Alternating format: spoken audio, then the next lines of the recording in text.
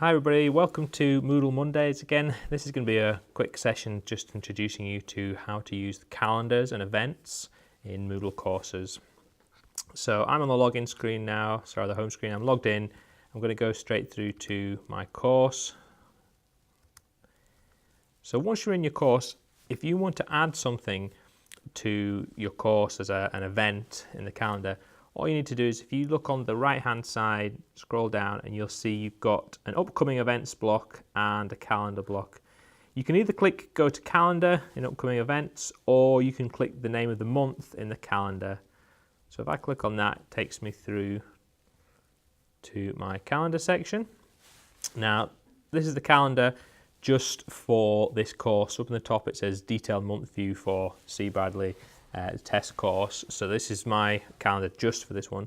If I wanted to, I could click on it and I could change to my calendar for a different course. I'm going to leave it on this for the moment.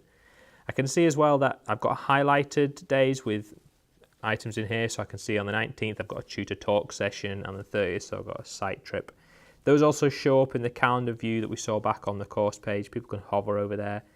You'll also notice that in addition to events that I've added, so my tutor talk session, my site trip, due dates for assignments and things like that, both Turnitin and Moodle assignments actually come up in the calendar, which is really useful to helping keep their kind of timetable organised about what's coming up.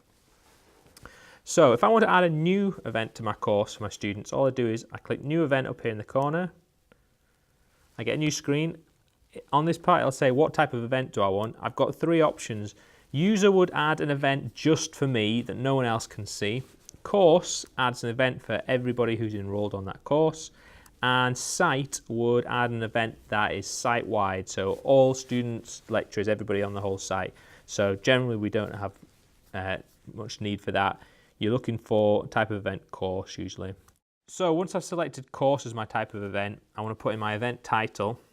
So for this one, let's say it is tutor time 2, and then let's put in a comment and description. So please bring your notes for a catch up with me. And then down below that I've got a date, so it reverts to today's date and time. I'm going to change this to next week. Let's go for the 18th, and I'm going to say that this event is at 9 in the morning, nice and early. If you want, you can set a duration for your event. By default, you don't have to have one, it's just without duration. For this one, I'll show you that, for example, what you can do is if you want to say it's an hour, the easiest thing to do is you can say until, so you can have it last for multiple days or hours, or usually the easiest thing is to pick duration in minutes. So let's say this is a 30-minute appointment. You can also repeat events under here if you've got things that you know are going to be on every week or so. So you can click to repeat it and choose how many you want to have. I'm not going to make mine a repeating event. I'm just going to hit Save Changes. And then we should go back here and we can see on Sunday the 18th of June, I've got my event here. If I go back to my calendar on the right here, I've got my monthly view, click on June. I can see I've got in my tutor talk session there, and I've got my tutor time that I added in. So this is what you're going to see as a lecturer adding them in. If I log out of this course, of my login, and I go in as a student, so if I use my test account, so this is me logged in. So students, once they're logged in, if they go to their dashboard page, what they'll find is that they'll have information for their courses. They'll also have an upcoming events section, which will tell them their events for that month that are coming up.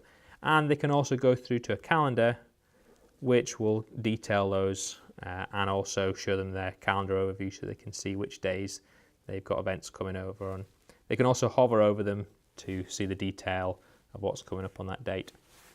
Hopefully that was useful. If you've got any other questions about calendars, or you want a hand setting up stuff for your courses, please feel free to get in touch with helpdesk@borderscollege.ac.uk, or just drop in to see us at ISLT.